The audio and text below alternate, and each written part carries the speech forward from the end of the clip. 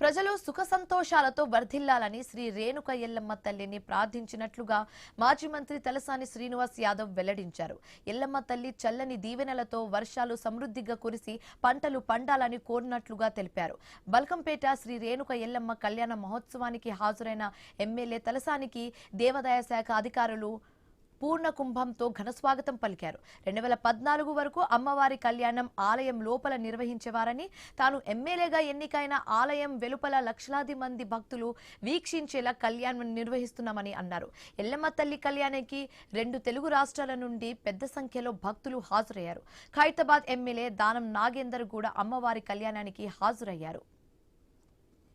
తమిళనాడులో అనేక ప్రాంతాల్లో ఈ రోజు 2 రాష్ట్రాలే కాకుండా యావత్ దేశంలో అనేకమైనటువంటి ప్రాంతాల్లో నుంచి వచ్చేస్తున్నటువంటి భక్తులకు రాష్ట్రంలో ఎలినోవా ప్రభావం వల్ల వర్షాలు రాక నానా రకాలుగా ఇబ్బంది పడుతున్నారు రైతాంగం అంతా.